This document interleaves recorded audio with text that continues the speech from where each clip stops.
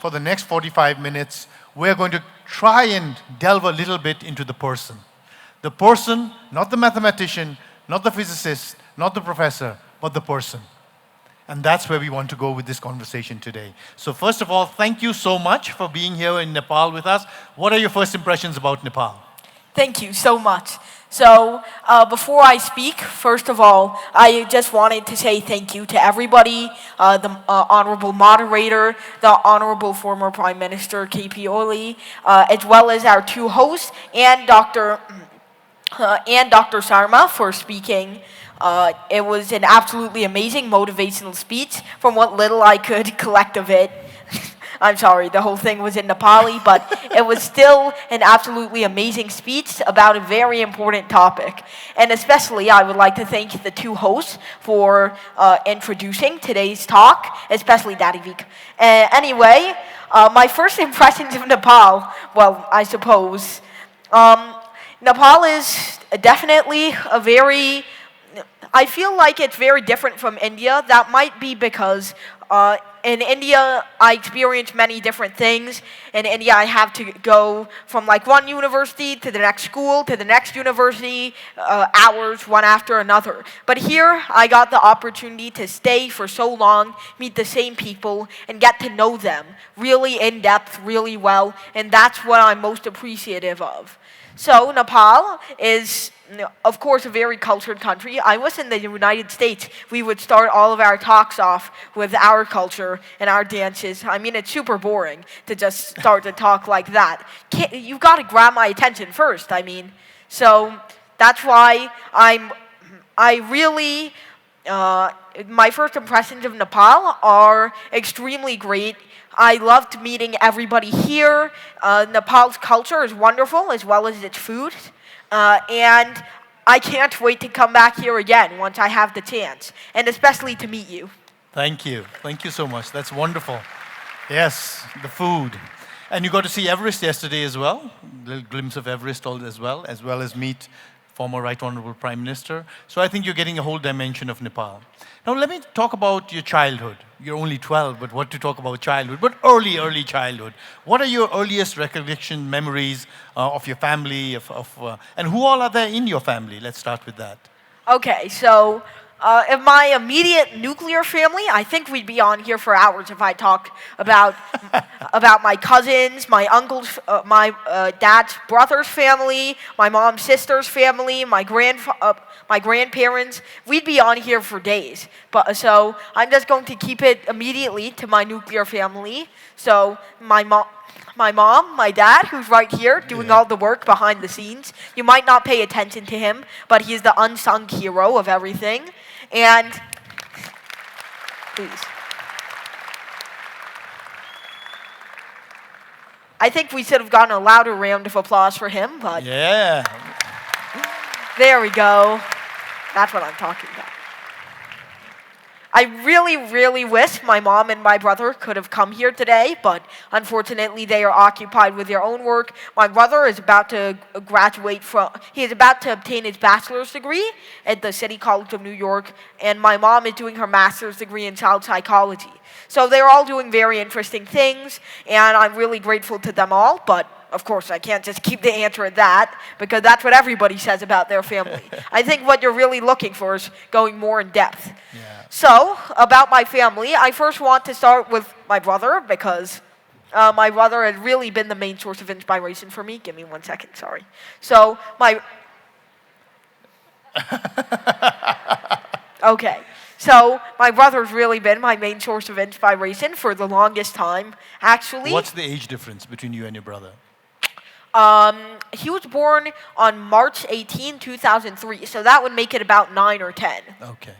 So, I would say he's been my biggest inspiration, especially so when he was applying for his undergraduate degree. So you see, when he was applying to all of these colleges, you don't have to take an exam. Well, you did have to back then, but now not really anymore.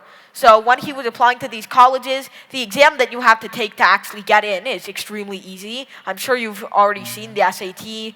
The questions are like 6th grade, 7th grade level, so it's pretty trivial. But I want to go beyond that because he was graduating from one of the best high schools in the entirety of the nation. So it's called Brooklyn Technical High School. It was absolutely amazing. It's really known for math and science, and that's exactly what he was studying. He was taking the highest courses in that school. His GPA was nearly perfect. He was communicating with everybody, doing extracurriculars, writing for the newspaper. Seemed like everything was going to go perfect. And we thought, oh yeah, he's going to get into Harvard, Princeton, Columbia, NYU, Dartmouth, all of the big ones that you can name off the top of your head.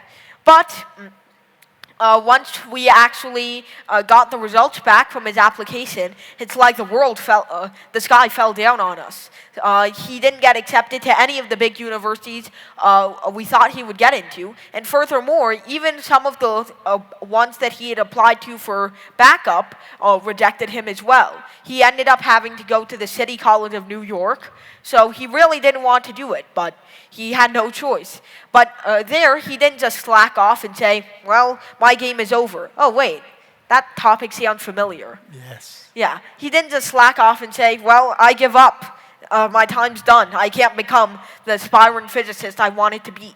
He worked through every single lecture, and by just some hidden luck, he got one of the best physics professors at the university. I think his name is Professor Boyer, and he was able to absolutely excel in all of the topics he did. Kept a nearly perfect GPA. So 3.95 out of 4. So he did the best he could, and now he got accepted to one of the best universities for his graduate degree in the United States, Brown University.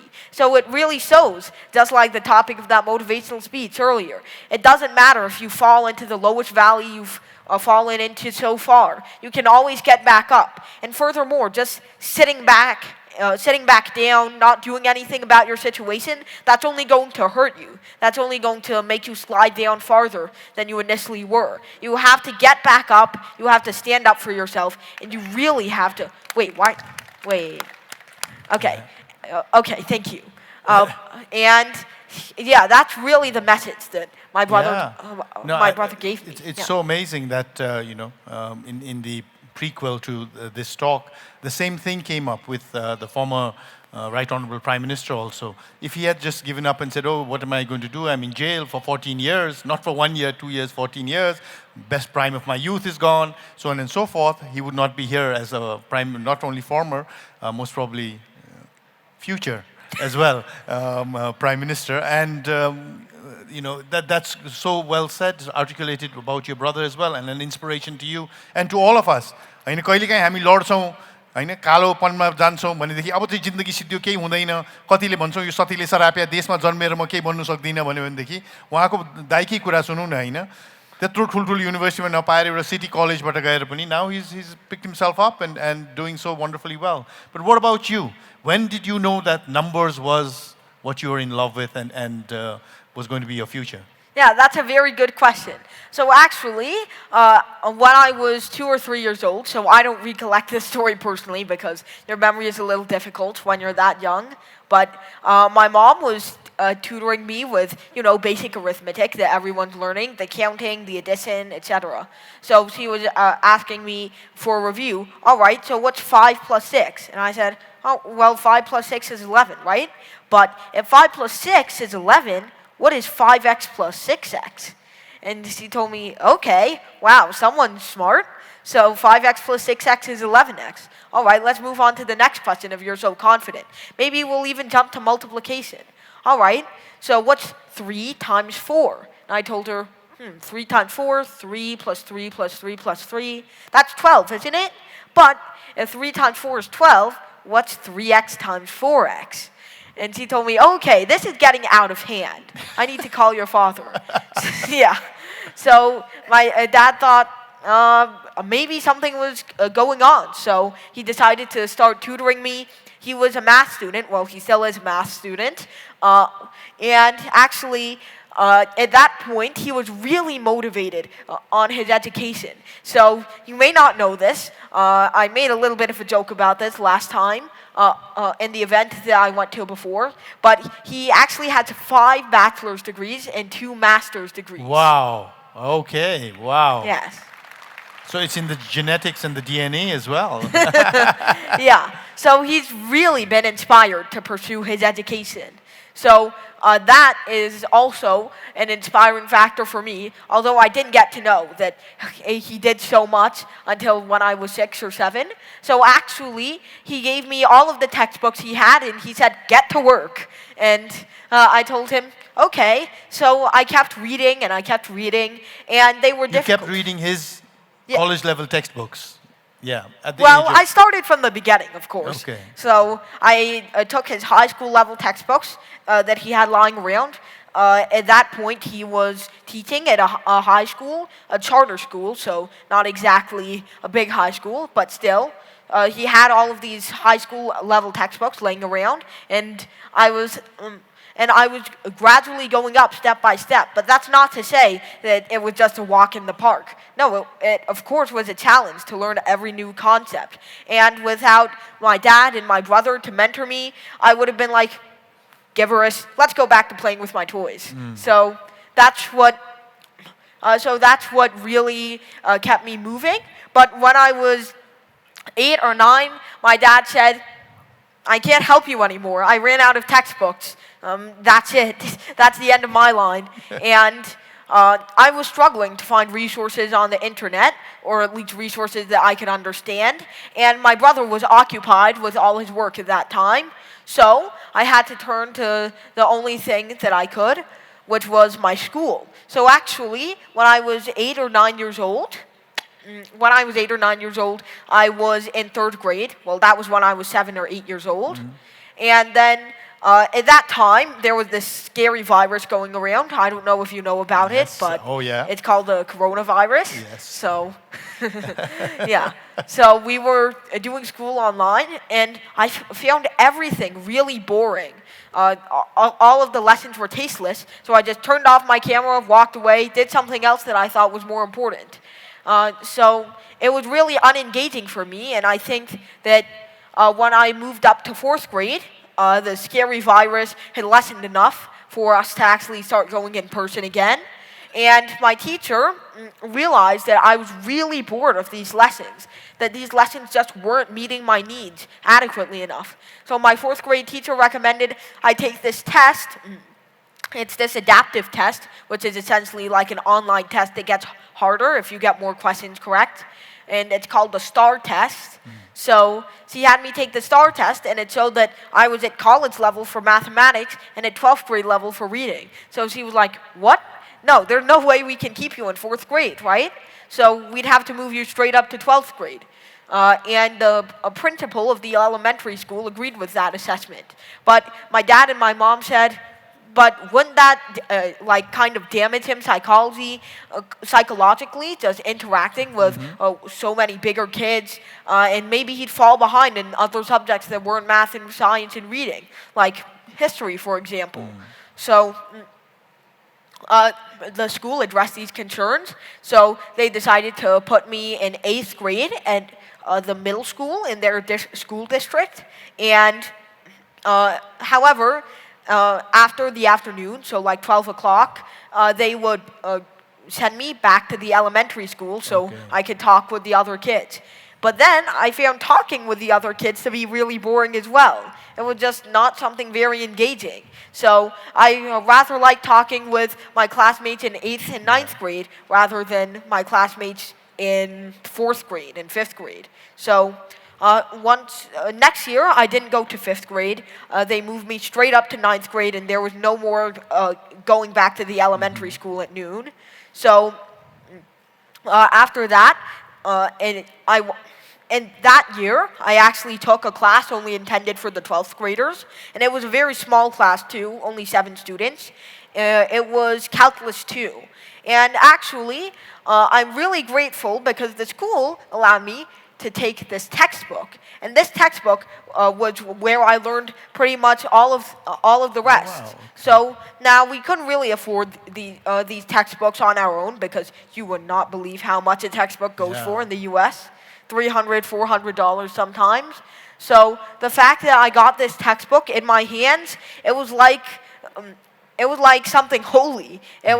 It was a whole new revelation, and I was finally able to understand calculus at a whole new level. And I was able to confidently move on. And then, once I finished reading that textbook, I was like, well, my school isn't going to loan me any more textbooks. What do I do now?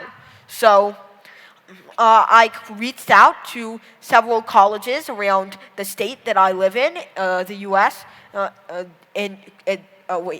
New York, which is the state that I live in the U.S., and a few of those colleges actually reached back out, and they told me, yeah, you can take some classes here. They were only math and science classes because I didn't want my schedule to be too dense, but I did pretty well in those math and science classes, and I found that they actually challenged me. That it was the first challenge that I found in a while. Not only managing the schedule, but actually understanding the material. It was a whole new experience for me. I'm really appreciative of that. So that's how I've got to the stage I am now, and I've struggled with the material for education all my life, but now I think that I can finally keep moving forward in a reliable, sustainable, and consistent way. Wow, that's amazing. I think that definitely a huge round of applause. So from 4th to 8th, 8th to 12th, and now you're looking at graduating and actually going full-time to college, but already doing college courses. That's fine. What about friends? Do you have friends? Do you have a girlfriend? What's a friend? Ooh, what's a friend? No, I'm just kidding. Okay, so I guess you could say I have acquaintances. Now, I don't find it particularly wise to go and hang out with my colleague 6 years older than me in the back of the school where nobody's watching. I don't find that the wisest of decisions. But I do talk with them, and I think they exhibit a positive emotional response. So I think they like me, essentially. I don't really know, but I certainly know I made some enemies. Okay. But whatever the case, everybody at my school, I think they really enjoy interacting with me, even though I'm going to be leaving very soon and I don't get that much time outside of school hours to interact with them. It's still pretty fun to talk. Now, in terms of friends, like real friends that I have time to hang out with, I do not have time to hang out with anyone, really. So I'm moving from place to place so fast that I don't really get to know anyone too well. So really, the only real friends that I've had for a long time are my family, especially my cousins. But hopefully, when in college, I'll be able to actually reliably spend time with more of them for a longer time because I think that I'll be wise enough and a little bit more older, so it'll be more of a safe decision. I think that that will be a more eye-opening experience for me, actually getting to talk. So now, if you don't have friends, you certainly don't have a girlfriend, but I mean... Maybe in college. Yeah. I would be a little bit concerned. I'm looking at the dad, when I say that. I would be a little bit concerned if any of the girls from my school actually had interest in me. That would be a little bit scary. Because that's what we call a criminal offense here in the U.S. Yes. So, yeah. But it's definitely an interesting question. Yeah. I don't know if I've been asked that before, actually. So that's an eye-opening question.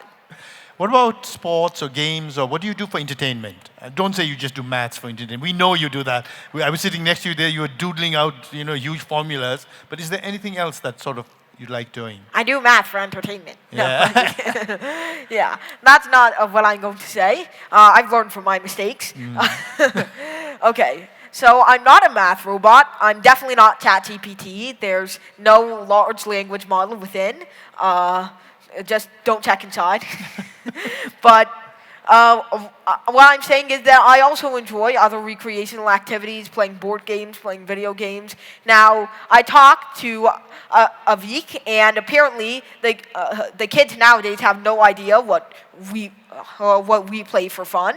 But I mean, he mentioned like those games, games about topics that I wouldn't like to discuss today. Yeah. Yeah. So I wouldn't say that I'm playing all of the games that a normal 12-year-old is playing, because those probably consist of games that are either too boring or too vulgar for me to experience and enjoy. But I certainly would say that I play a thing like chess, I bike, I play some video games, I guess, from time to time. But in most of my free time, I do math because I'm an AI. Sorry, I almost let the secret slip. Because I really like math. I find it kind of a form of entertainment. As the famous mathematician Dr. G.H. Hardy said, math is more of a children's sport than any other art or game in existence. He said that all the way back in 1940, but it still holds true today. Okay. Yeah. I guess you play what you love, and you love math, so why not? What about foods? Other than, I'm sure your mom and dad make great home-cooked food, but what other type of food? Do you like pizzas and burgers? Well, yeah. I mean, when you end up having to eat pizzas and burgers your whole life because, You're moving that's the around. most common dinner option. Your cousins really like pizza and burgers, so, the peer pressure gets to you sometimes.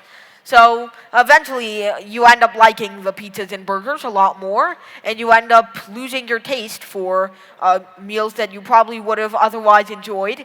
And actually, last time I visited India in February, I went to, I think you might know it, it's this really famous biryani store in Hyderabad named Paradise.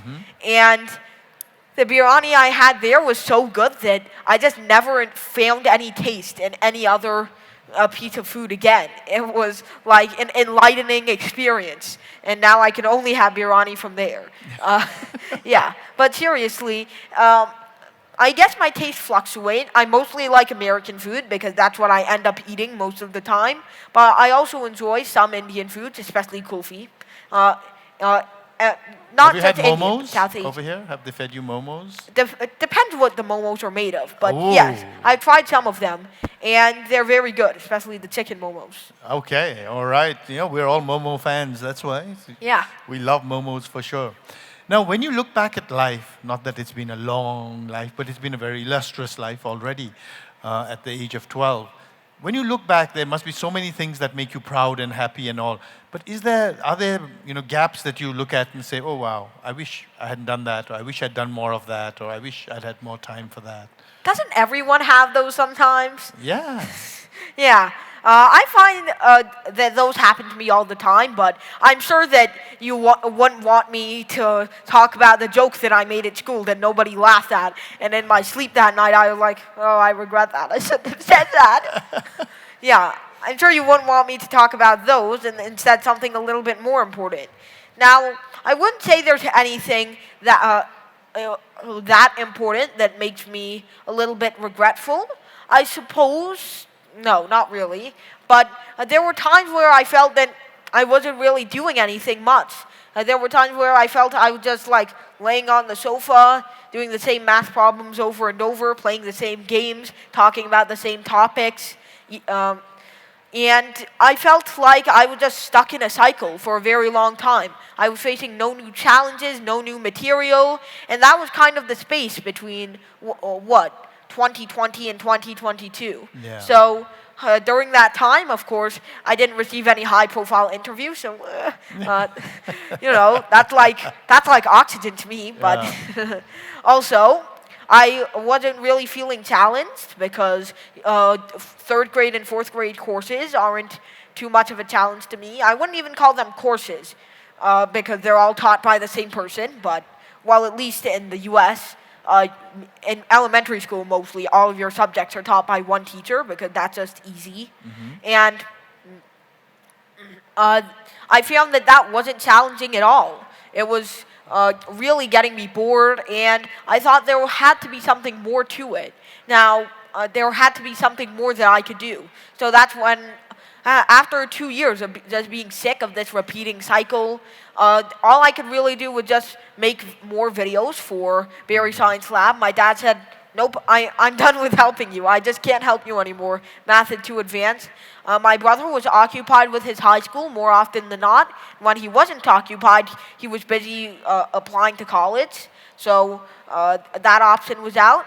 And I guess I couldn't really turn to anybody for mathematical and scientific help. So I didn't have any method of advancing my education, and I felt like I wasn't already receiving a challenge from my teachers. So it felt like I was just stuck in this limbo, and there was nobody to help me out. So I was just thinking, might as well wait the 7 years until I get to 11th grade so I can learn some new material. So that's what that's what really disappointed me. A lot of the students here, some of them are, I'm sure, exceptional in mathematics, some are okay in mathematics, and some are wondering, how do I just get close to this person so maybe some of his math will rub off on me and I can pass mathematics? How do you approach math as a student? What advice would you give to these thousands of students here and tens of thousands more watching online? How do you crack math? Okay, so I just like to tell a little bit of a story first. So actually, Mr. Sarma showed me. Oh, I got your attention. So he showed me around the Himalayan White House School, and actually, right over there, I was taken to this nice STEM workshop. So everybody from grades 1 to 10, 11, and 12 were busy taking those board exams. So everybody from grades 1 to 10 were showing me their nice projects, and they were very cool. Some of the kids were making it about the ecosystem, some about rain collection, some about self-driving cars, etc. So it was a very interesting workshop. And the most notable feature was that at the end of their little speeches, which I think they memorized, most of them were telling me about the applications of every letter in STEM: science, technology, and engineering, and math. Now, they did masterfully on technology and engineering. Most of the time, they did well when talking about the application of science. But the best I heard for math was we measured the dimensions with a ruler. And that doesn't even make sense sometimes, because what would you measure? The little sculptures of mountains that you're putting onto your little ecosystem model?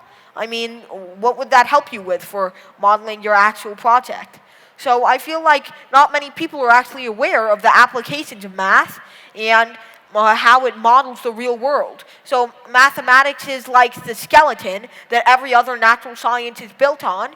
And my approach to math is just actually thinking about its applications, but I know that's very vague. So I'll also share that I don't want to approach mathematics just the way my teacher tells me to do it. I'll play around with every single equation. I don't have to do the exact algebraic manipulations that my teacher tells me to. And when your teacher tells you to do something, understand why they're doing it.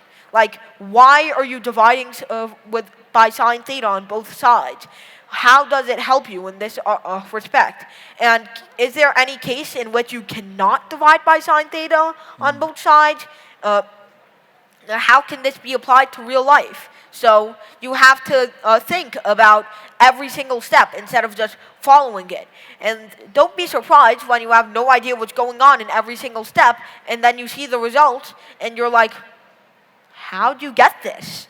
So you have to understand the steps first before coming to the conclusion. And it's not like I memorize every single equation that I present in my presentations. In fact, that would be very unsustainable, because you know very well that this thing up here doesn't hold much. But I can't even remember names most of the time. But I would say that I think that every step is intuitive, and once you understand why you're actually doing it, instead of just being led on the path by your teacher, then you'll know what to do the next time. It's like you're being blindfolded and led through a path in the forest by your teacher. Now, you weren't even able to listen. So you were just going randomly by holding the hand of your teacher. Now that your teacher is gone, what do you do on your own? That's the big question, and I think the answer is to understand every step intuitively. Take off that blindfold beforehand, and don't let the teacher put that blindfold back on. Oh, wow. That's great. That is really amazing. Thank you. For me also, it's a great learning because until this moment, whenever math problem came in front of me, my only objective was how to solve it. Never ask the question why. Why am I solving this? Why? What will this do? How can I apply this? That's the amazing part. And I think when the mindset changes, then math becomes something that's useful in real life rather than just a mark that you need to get for a test or something like that. Now, Bari Science Lab, you just mentioned that, right? Now, tell me something about that. What is it about? What is it? Is it like are you making nuclear bombs there? Or what's going on over there, Yes, Bari Science Lab is the place where we make nuclear bombs, develop untested species, genetically engineer humans, keep all the aliens that were previously housed at Area 51, etc. And AI as well. Yeah, and that's where we keep the secret that the Earth is flat. Yeah. All the big things. No, I'm just kidding. Bari Science Lab is not really a lab per se, but it's really not to experiment with actual substances, but to experiment with ways of understanding and ideas of going about mathematics and problem solving. Now, actually, there's an organization not related to ours that has the exact same kind of motto and a very fitting title, The Art of Problem Solving. So it's an American organization that basically trains people for mathematical competitions. And I think that we are trying to perpetuate that art of problem solving. It's not just, you can't just attack every problem directly like the problems that they show you in textbooks.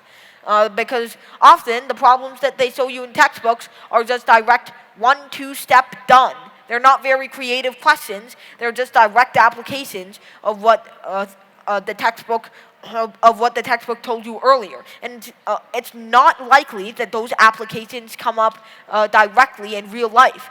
It's that these applications come through this long, winding road.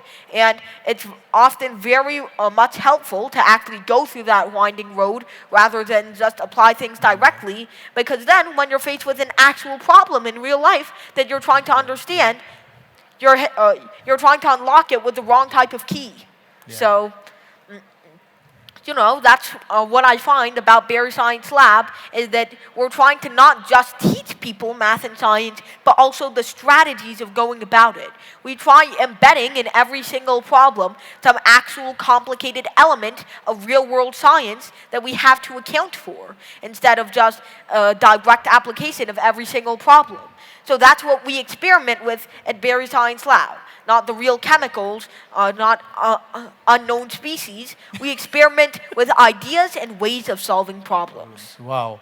And the amazing part is people say, will science पनि मान्छेले आकर्षण गर्छ त? Will science attract youth? Will science attract people?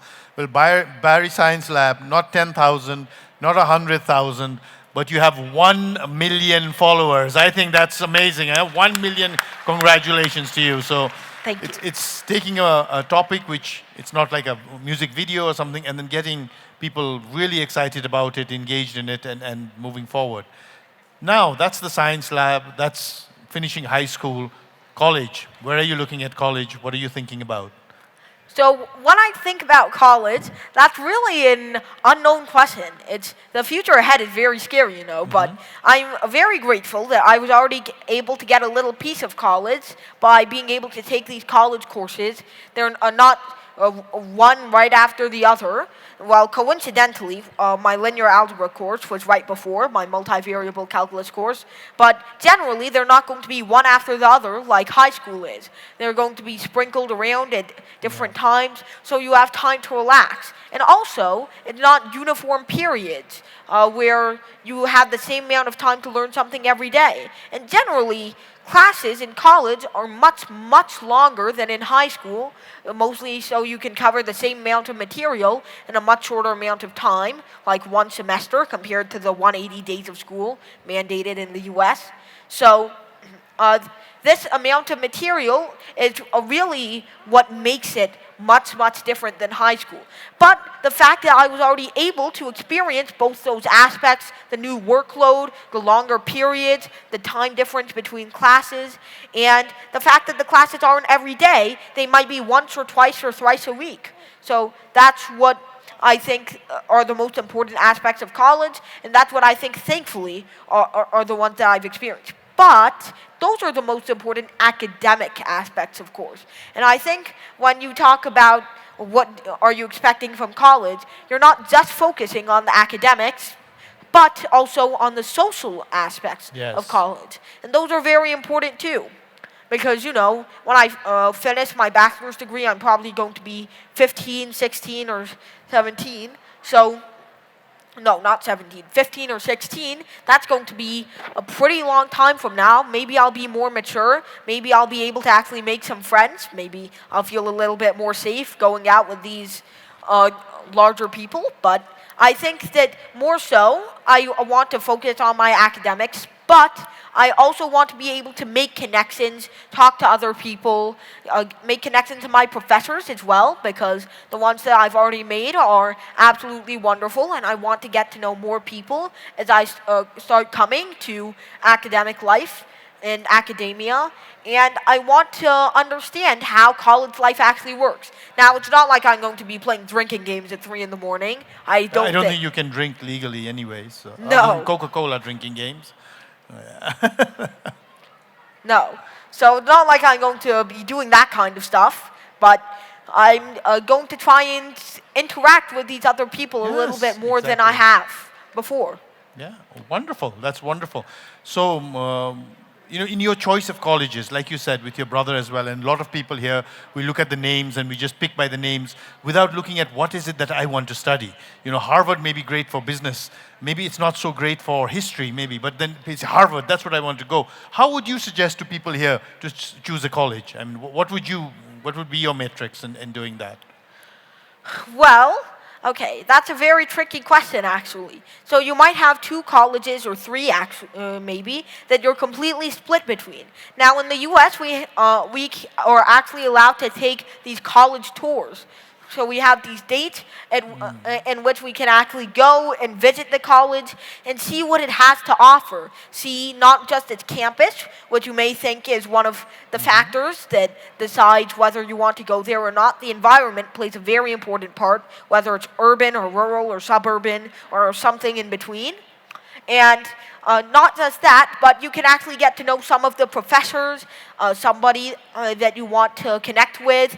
You can not just make these connections, but also understand what you're actually being offered and the approach that the college takes to teaching whatever topics that you want to get into. Now, you might also know from just like reading the rankings online that your college has a certain specialty. So, college A might have subject A that you're really interested in studying, while college B might have subject B that you're not so interested in studying. But before you do that, you should, even though you might look at the rankings and be like, college A, because it has a better department for what I want to study. Actually check out the university that you're at, because if you think that you're specializing, if you think that this is going to be the right university for you, but suddenly you go there and you see that everybody else is excelling while their style of teaching is just not right for you, you picked the wrong college because, you haven't gone on the college tours, you haven't seen how they educate other people yet. So you've just jumped in blindly by seeing their academic results, and now you're flunked. You flunked. And in a similar fashion, college B might not specialize in the subject that you want to study, but perhaps it has a much better environment for you. Perhaps its teachers are a lot more intuitive and get right to the core of everything. So it definitely does matter what your college's academic results show, but it also matters what the environment is and how the teachers go about this topic. Now, of course, although I haven't gone on an official campus tour of New York University, which is and Stony Brook University, which were the main two that I was deciding between, I've been there for so long taking all of these classes that I realized they have the same quality, the same rigorous kind of education that I would like to see from a university. Now, Stony Brook University, I would say, definitely has a very interesting, probably a more intuitive style of getting straight to the center of math.